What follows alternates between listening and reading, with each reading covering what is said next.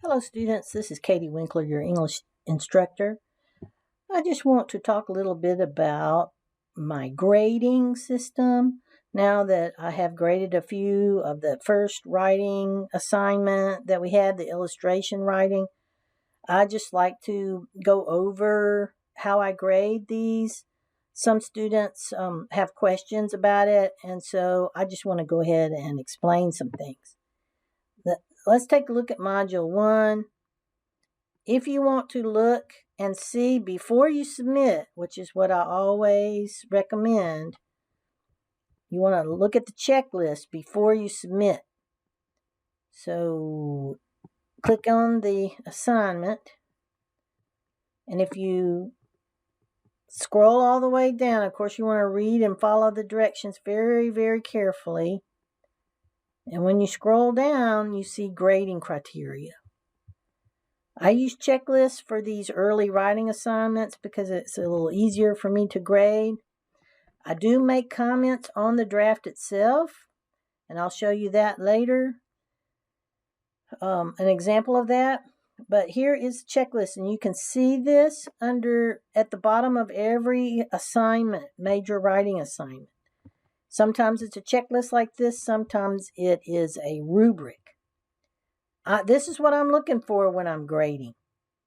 Okay, so just to explain this, for this assignment, you get 5 points if you include a final draft. Now, if you just put a revision, if you just put a rough draft there and you do not revise it and have a second draft, like I explained in the instructions, and it doesn't show any revision at all, if it's just identical, then I may give you 5 points for a final draft, but you're not going to get much as far as content goes, unless it was already, almost perfect.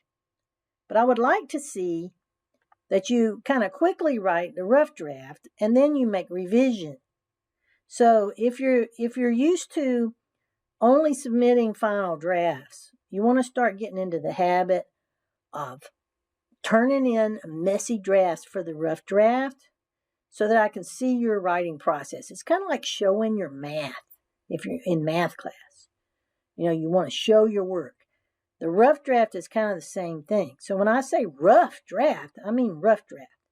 If I see a rough draft that's perfect, and then I just see it copy and pasted at the final draft, just tell me, what is that showing? How is that showing me you learned anything, right?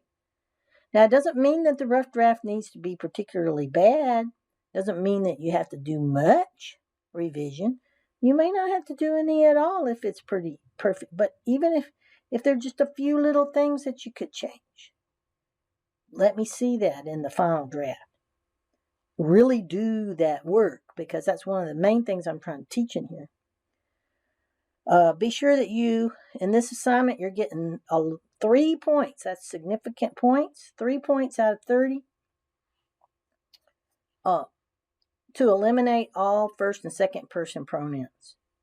Most assignments, for me in this class, you do not want to use any first person, which is I, me, my, mine, we, our, ours, that kind of thing. You don't want to use any second person in most assignments. That's you and your. The process analysis, I do allow second person, but I don't want you to overdo it. You also don't want to overuse one. A lot of people just want to substitute I and you for one. Well, you can do that once or twice, but then it gets really annoying.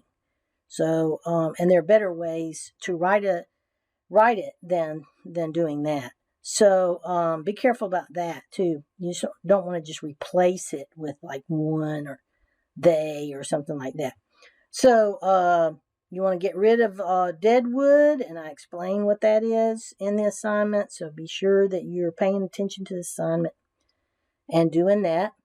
Average content, you don't necessarily get an average content grade just by turning something in.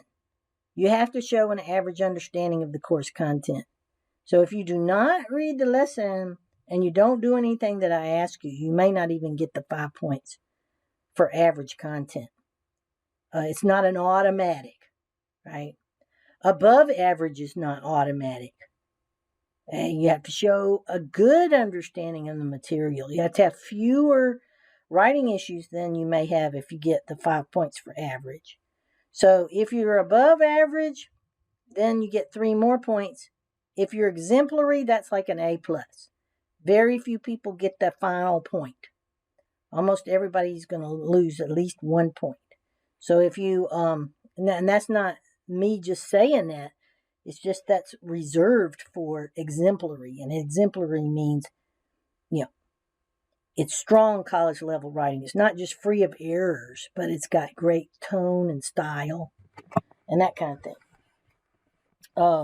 So also I award points for things being turned in on time. So you want to be sure that you do that.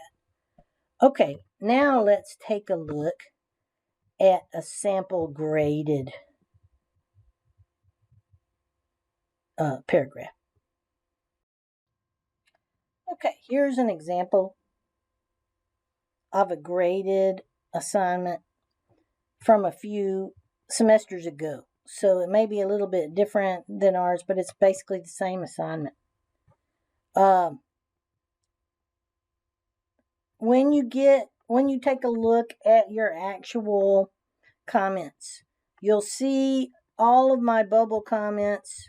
You can either click on them or you can look at the end and you will see a list of all of the bubble comments. But you can go in here and you can click on them. And oftentimes I have information about where you can get further information about that error.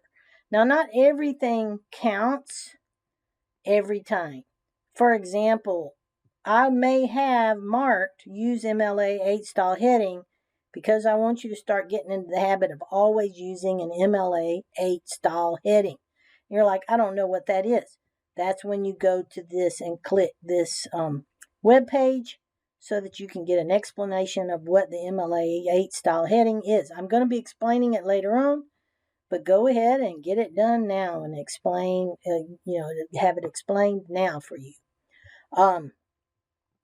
I also want everything to be double spaced. Again, I'm not marking off for that this time, so don't freak out if you see it marked and say, well, I didn't know that I was supposed to have a double space.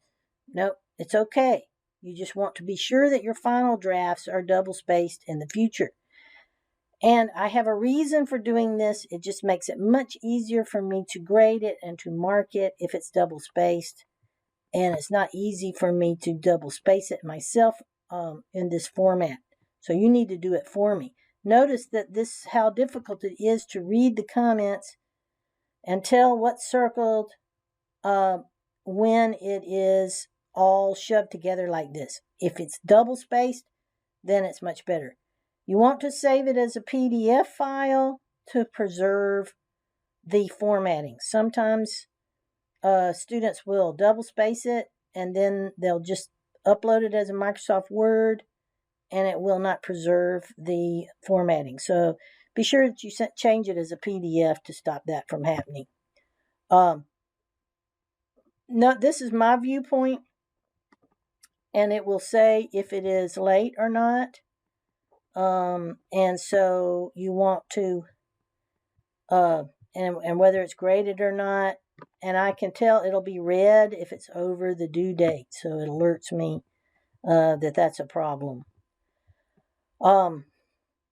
You will see that the checklist is here for me to check. So all those things on the checklist that we saw, all I have to do is look at that. Now I've changed this a little bit and I no longer award points for the rough draft, but I want to see the rough draft because I want to see if you've done any revision or not. Revision and editing is an important part of this class. So you need to start getting in the habit of showing me your work. Okay. Show me that rough draft and then show me that you went back over it and tried to correct the things that I talked about in the assignment. Non-parallel structure. So if you click and then there's something to go to. And then I have the same thing here, same thing here. Oftentimes I have websites where you can go to get more information about that error. So you can see there are quite a few errors here. One of the problems was the student used first and second person quite a few times. Therefore, they lost points there.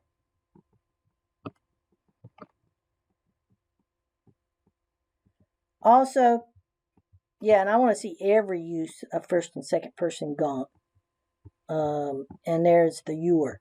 So you say only even one? Yes, even one. I want you to be sure that you get rid of every. Yeah, most people I know is another. So I don't always mark every error, especially when we get to longer works. I want you to start catching and revising. It's not my obligation to show you every single error that you made because I grade holistically. I don't grade, I don't take like points off for every error, that kind of thing. So this draft, what they got credit, but I did have a little note, need to work on editing. There were quite a few errors here. So sometimes I will make notes there, sometimes I won't. But you want to be sure that you're looking at the checklist and looking at the document as well.